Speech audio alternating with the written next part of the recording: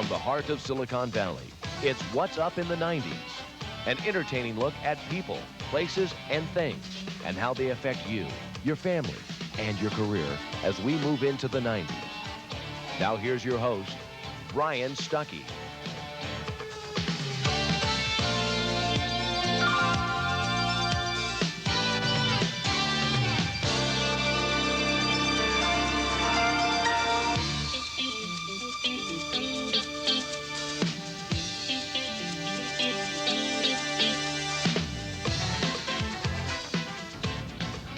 Hello, welcome to What's Up in the 90s. Brian Stuckey once again, along with Tina Haynes. Hi. And we're really excited about this show today. It might be a sensitive issue with some people, but hopefully it's going to be beneficial to everybody. We're going to talk about a 12-step program of recovery. There's a number of them out there. They've got Narcotics Anonymous, Alcoholics Anonymous. They have some programs with obesity. There's a number of 12-step programs available. And hopefully this is going to give you some information that if you need to be involved in one, then you can take the proper step in order to get involved. We're here with Cecilia and Don, who are part of a 12-step recovery program, specifically with alcohol. And we're going to talk about what their experience was, what the solution was, and where they're at today. So I just want to thank you for being with us today. Yeah, glad to be here. So, Cecilia, if you don't mind, if we get some background on you, what prompted you to get involved in the 12-step recovery program? I probably should preface anything I say by the fact that I'm 36 years old. I've been involved in recovery since I was 29, so approximately 7 years. I entered the program at 29, a victim of a flame out in my 20s. Flame out? Flame out meaning living a very fast lifestyle. Okay. I went through high school in the 70s, and that followed the 60s, and as a free and single 20-year-old, I experienced alcohol and dabbled a bit in other chemical substances, and found for me that it increased in its effect on me to the point where I began associating with people that drank on a regular basis. I've worked on in Washington, D.C., and in Silicon Valley, and I ran with very fast-paced business associates, and as you know, the cocktail parties, the dinners, the meetings, and for someone who perhaps has a predisposition to an allergy to alcohol, I found that it became a problem for me. And when did you realize it was a problem for you, Cece? I would say my late 20s. You know, we hear so often, so many people, our friends and family members perhaps, associates, people that we know, oh boy, I really tied one on last night. That in fact was my experience in my 20s, you know, occasionally tying one on. I certainly was not what my stereotypical idea of an alcoholic was, you know, someone in an overcoat living on Skid Row. Exactly. With a paper bag. Exactly. I still had an income, I still had a job, but my life was not working. It certainly was not turning out the way that I wanted it to. So you made this decision yourself to Actually, there was very little help. choice in the matter. By the grace of God, I had not received any driving under the influence. You know, I left many parties with a one too many, but never was arrested for drunk driving. Never, by the grace of God, hurt anyone while I was drinking. I just ran out of hope. Can you just give us an idea of what that, you know, people have different... Right. For me, I was always the lightweight in the crowd of people that I associated with. I could nurse a glass of wine all night. However, if you practice at something long enough, you get better at it. And I learned to tolerate the taste of alcohol to the point where I would drink things like a daiquiri instead of, you know, I never drank bourbon or any of the hard liquors, what we consider to be hard liquors. I was, you know, the frou-frou drink and maybe a glass of wine or two. Right. But in my system, alcohol eventually began to create a problem. I would go on an evening to dinner and I would have the normal glass of wine with dinner, and I would never know if I would stop with that glass of wine or would proceed to close the bar at 2 o'clock in the morning, or go And back. did that take place over time? I mean, it was Well, the kind of thing that triggered in your mind one day and said, you know, I don't know whether I'm going to be here for an hour or I'm going to be here till 2 Well, a.m. What happened for me was my life, the threads that held my life together began to unravel.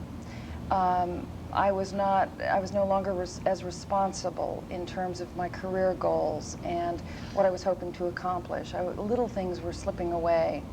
Obviously, it's very expensive to live that kind of lifestyle, to jet off to vacation and enjoy yourself while you're there, to spend money on weekends, to go out to dinner and to drink. It's a very expensive way to live life, and so I was beginning to have financial problems. You know, the pressures were mounting around me, and I was raised a very strict Irish Catholic, and I'm the eternal optimist. And I woke up one day and I no longer believed that tomorrow would be any different. I no longer believed that I could control what seemed to be taking control of my life. Tina, you mentioned that you thought she would get home sometimes at 2 o'clock in the morning. It sounds like somebody's been there before. Well, the reason why I'm just kidding. the reason why I even brought that up is, and Don, you could probably help us out on this, is, you know, for me, it's there's a lot of talk about alcoholism and really what it is, you know, and you hear that it's a disease, and is it really a disease? Is it an allergy, or is it something that you can become, or is it something that you already are an alcoholic and you just don't know it? You know, that kind of thing. That's why I was trying to get you to explain when you realized that you definitely had a dependency on alcohol. Well, my experience, and I'm sure you'll agree, it became a problem for me. There are various theories. I personally believe and am convinced to the bottoms of my feet that alcoholism is a twofold disease. It's a mental obsession combined with a physical allergy. When I put alcohol in my body, which I have not done in quite some time, almost 7 years. Oh, good for you. But when I do that, there is a reaction within my body that creates the craving for more. It has very little to do with willpower after a time. And it becomes... Now, Don's shaking his head here like, yes, I totally agree with everything that yeah. you're saying. Are you experiencing the same thing that Cecilia is? Yeah. We didn't get there on virtue of our own actions into this point of recovery. And it has zero to do with willpower. My particular scenario was, it's become products of what we practice, and a habit like drinking that I had, which is a fatal disease. Sort of like a soft bed. It's easy to get into, but it's very hard to get out of. And in my particular scenario, through family and whatnot, it was brought up to be very fatal. You know, I lost mother's grandmother, the entirety. But back to the point in the question was that there comes a time where, well, how do I found myself in this mire, and I hit this land of pitiful and incomprehensible demoralization, and what do I do from there?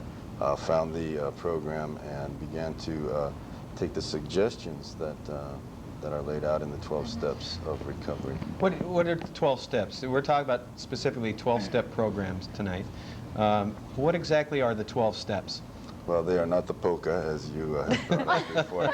They are, basically, in a nutshell, it is a process of self-examination and prayer and meditation, if you will, or talking and listening, as you would have it. It's somehow, in my experience, in going through these 12 steps, the obsession to drink and use any mind-altering substance was taken away from me. And it's truly by the grace of God that I sit here clean and sober today. Can I ask you something? What did it take for you to actually get into the program? I mean, I know it took courage, but what was the, you know, sometimes it takes a almost fatal incident in your life to get you to take a step, but what did that feel like? Bottom. Like a bottom or something? It's referred to quite often as an emotional, psychological, mental, emotional, spiritual bottom. Thank you for that. I'm like, huh? I haven't hit it yet, so help me out here. Good. Yeah, You're normal. You're normal, yeah. You're what we refer to Or as what a I think normie, is right? normal, right? Ain't normal. No, I agree with Don. The 12 steps is a process, and I'm there really through no grace of my own actions, because I kind of stumbled in, and I often refer to it as people that are in the program arrive there bursting through the doors with the tornado of their life behind them. Divorces, unpaid bills, perhaps some car accidents, spending too much money in different areas for different substances, those sorts of things. And when I burst through the doors of my recovery program, it was calm and it was peaceful, and people had found a way to live without any chemical stimulant, whether it be alcohol or any other type of drug, and were able to share that experience with me and give me hope once more that I too could achieve that. Now you're still involved in the program now. Is this an ongoing thing that you think will be a part of your life forever, or? Absolutely. At least for today. Yeah, At least for today. It's Okay. one day at a time, but for me it's a lifelong commitment. Can you still have fun? Is it fun for you? Is there a lot of shame still, Don? Or? No, absolutely not. I have never had it so good, and it's not my fault. Once again, in reference to God.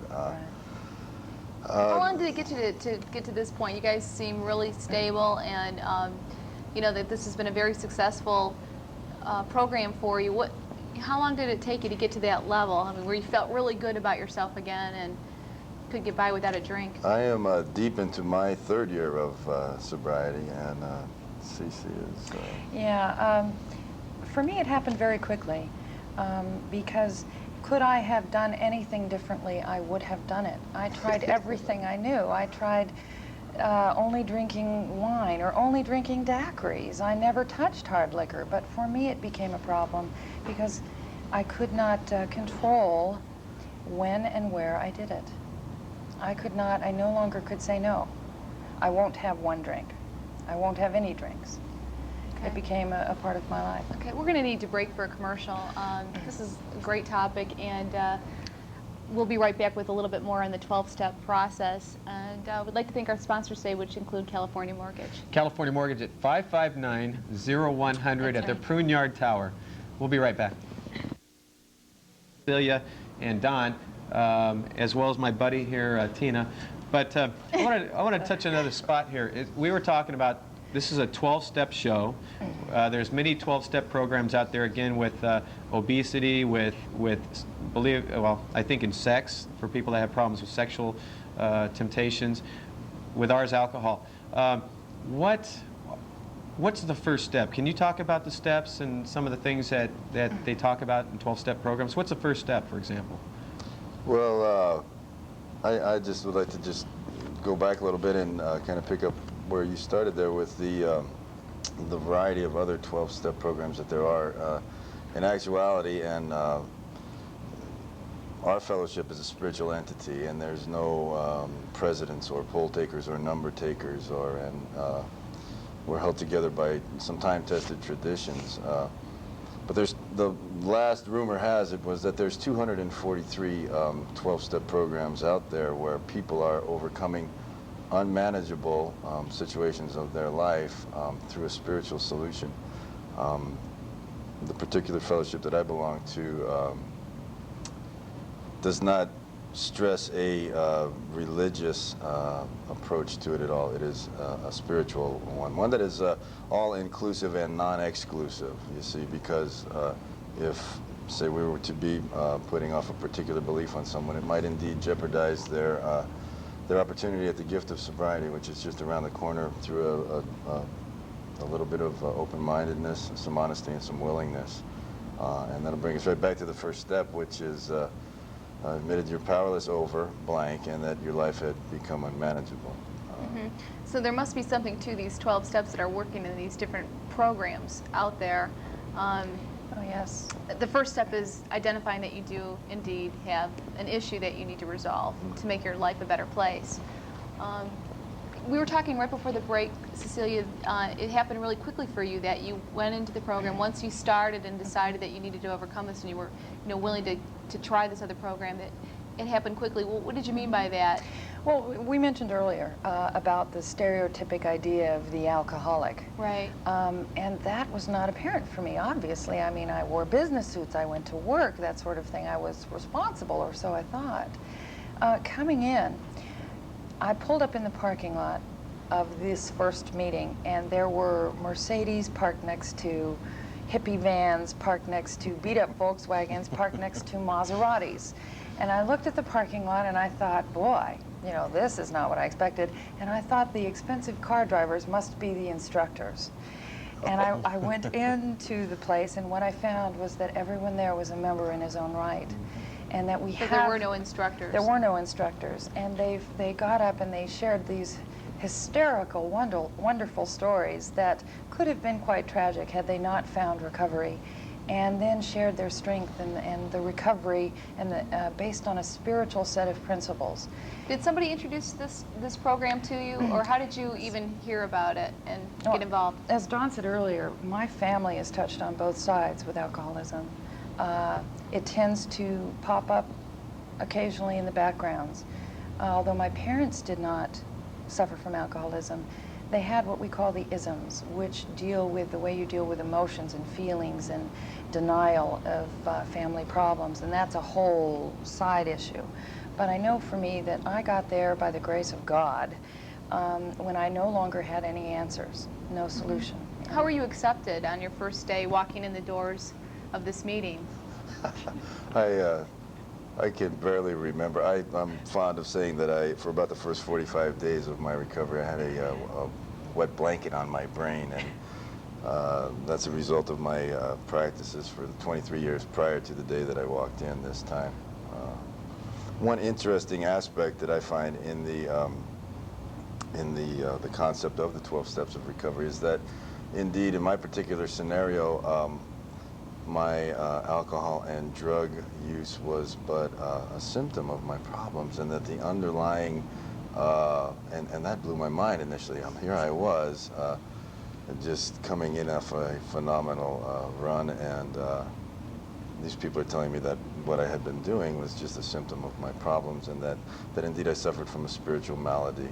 And well, what could someone expect walking into this meeting? I mean, for you, it's going to be a different experience for everybody, and for you, they can anticipate or expect people who have been there before. It's not like anybody wants to go and hang out there and pretend and say, well, geez, I guess I'll be an alcoholic today, and just hang around. It's we're there to the movie or meeting? Right.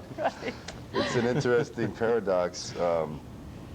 Well, it's commonly said that you need to give it away to keep it, and it indeed is a treat to be able to have our back or our past rounds being indeed our strongest assets today, because we can relate where no one else can. See, I think you know what I'm getting at when I'm trying to find out is when you walked in the front door. I was very warmly received by a group of total strangers, and I. Did they recognize that this was your first? Oh, believe me, you know when someone is attending for the first time, and I think it's changing so much today. It's become much easier, and I know it was easier for me because I saw doctors and lawyers and professors and nurses and people that I never would have dreamed would seek recovery. And I know for me, I was welcomed very warmly. Is it typically a small group of people that It depends. There are small meetings. It only takes 2 to make a meeting. Okay. And then there are meetings as large as, how many at the International Convention? I don't know, 50,000 or something. But in Santa Clara, you're very fortunate. People are very fortunate. There's over 500 meetings a week, every week. Wow. And they range from 2 people to 500 people in group number and content. Real briefly, what would a meeting entail? What would someone expect, let's see, that's seeking a 12-step recovery program? What would it entail when they walk in? I assume they sit down on a chair. What can they expect from a meeting? We've talked about how they will be received, but what can they expect as far as the structure of the meeting? After this, I want to talk about the spirituality thing because some people may have a problem with that. But Don, what can they expect in a meeting? Well, as you know, typically when you walk in our fellowship, there's coffee pots and Lots of coffee. And there are people, and depending upon the meeting, there's different formats of the meetings. There are speaker meetings, and there's topic discussion meetings, and these are very necessary, because being physically sober, there comes this point in your walk where indeed you're just emotionally and mentally responsible for that part of your sobriety, because you indeed can feel everything when you were out there, you were stuffing, you know. This is a common terminology. But anyway, the meetings are, there's a secretary and a chairperson that run it, and that chairperson will share their experience, strength, and hope, and open up the meetings for discussion. Okay, and then members share their experiences. So Now, these people are also members. Absolutely. The secretary and chairperson. Are And they they rotate. elected, or? They are elected by the membership, and they rotate their secretaryship or chairmanship. It passes to all members, you know, over time, so that everyone has an opportunity to become involved. And service is very important, both working with newcomers. It was very comforting for me to see other women there that seemed to have a peace and serenity about them that I wanted. And I was able to, actually they approached me. I was scared to death to approach anyone, and they approached me and taught me how to laugh again, how to restart my life. I want to say, go ahead. Is this a weekly meeting that you attend? Is it weekly, or is there a recommended amount of time to? I think whatever your comfort level dictates. We have meetings, one particular fellowship has meetings early morning, noon, 6 p.m., 8 p.m., and midnight. That's in one fellowship. And as I said, there are 500 different meetings in any given week in Santa Clara Valley.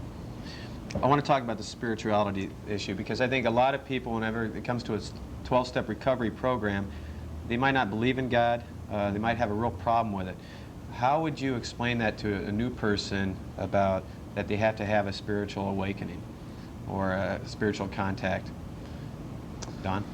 Well, it's a very interesting process, because I was blessed very early in sobriety to, I went about the suggestions at a rapid pace, and I got it as a result kind of rapidly, and I had the privilege of God putting people in my path to work the program of recovery with. And at first, I just could not understand why I could not have this spiritual awakening for these people.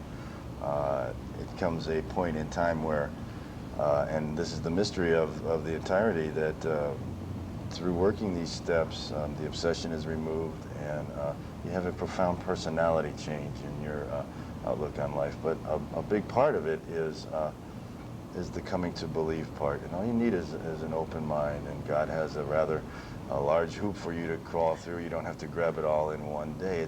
Indeed, it is the willingness to believe in, A power and greater. it is a power greater than yourself, a higher power, it's called. A power greater than yourself, because obviously I was not doing a very good job out there. Now, you guys, this 12-step process sounds a little intimidating to me. I mean, if I were to go in 12 steps, I mean, that's a lot of steps to get through. Let's say I was interested in going to a meeting. How could you make me feel more comfortable with the 12 steps? Well, they are suggestions. Oh, okay. There are no rules, there are no requirements. There are suggestions to learn how to live comfortably, and they deal with self-examination of your motives, of your past behavior, whom you've hurt, whom you might want to make amends to, trying to the best of your ability to live a principled life of honesty, dignity. Do these steps need to be done in any order? Oh, absolutely. Absolutely. They're recommended. That's part You of can't the skip over a program. couple. No, Pick the ones you like. most of us are highly intellectual. Right. And we care to, skip over. They're in order just for us intellectual For a reason. types, so. And what they do is they gently take you through the process, beginning at first by recognizing that perhaps you have a problem, and perhaps that a power greater than yourself, whether it be the sum total of a group of people in recovery that can be the power greater than you, that can show you how to turn your life around. Who's going to help you do that? I mean, is there, if you just walk in and they're on a wall and you do them, or? Well, We gotta there's be brief. I wanna- sponsors in the program, like people who have, it's recommended that you have had a spiritual awakening as a result of the steps before you can give it away. You cannot give something away you don't have. And And that's the privilege. So many times it's been my experience in sobriety when there are things in my personal life that are uncomfortable in between my ears, I indeed have to get out of myself, and that is when I'll find myself at a recovery house or at a meeting looking for the new person that comes in so that we can share what was It's one helping the other. In a nutshell, we've got 1 minute to go. If Don, if you don't mention, if you could right now just say what you'd like to say to someone who's watching right now who might need a word of encouragement, briefly just tell them in a nutshell what you've got out there. And if you don't mind, Cecilia, mentioning how they can go ahead and seek help. Do it while you can. Okay. That's a good nutshell. Okay.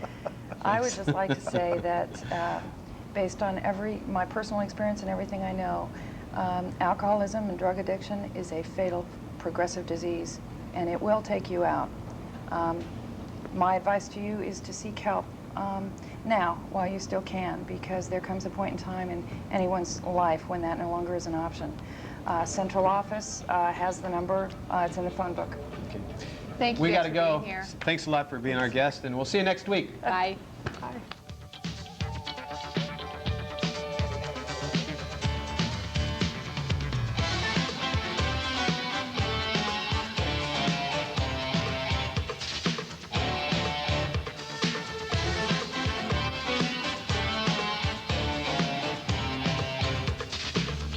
The Community Channel for her.